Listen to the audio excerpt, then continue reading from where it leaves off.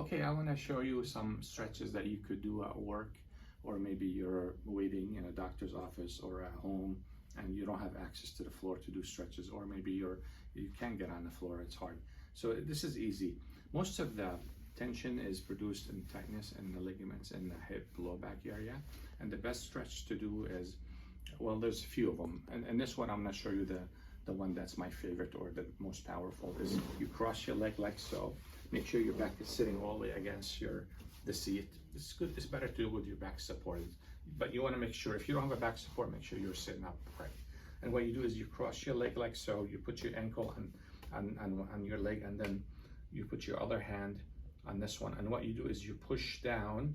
Don't rock it or stop it, just push down and stop where it stops. It could be just a little bit, it could be, you know, a lot. So it stops here, I count 1 to 10. And that gives time for the ligaments to lax and release. So after 10 seconds, I push it down. Now I could use this arm to reinforce that, or I could use it to hold this arm as a leverage and kind of to help push this way, because I want to kind of move this way. So I can go like this and hold it for another 10 seconds. And then every 10 seconds, go a little bit more. That will stretch the ligaments in the back. It's called iliolumbar ligaments. And there's another one called sacral tuberous, which is I'm going to show right now as well. The other one is you grab your knee and you pull toward your shoulder, toward the side. So I'm pulling straight up, and take it as far as it goes. Don't rock it or snap it. Do very gentle and just hold it. Don't keep on pulling. Hold it for about 10 seconds. And then after 10 seconds, take out the slack. It will let go, even if it's 1 or 2 millimeters, sometimes more. And hold it for another 10 seconds, and you do a third one, okay? Then you switch sides. You do the other side, same thing.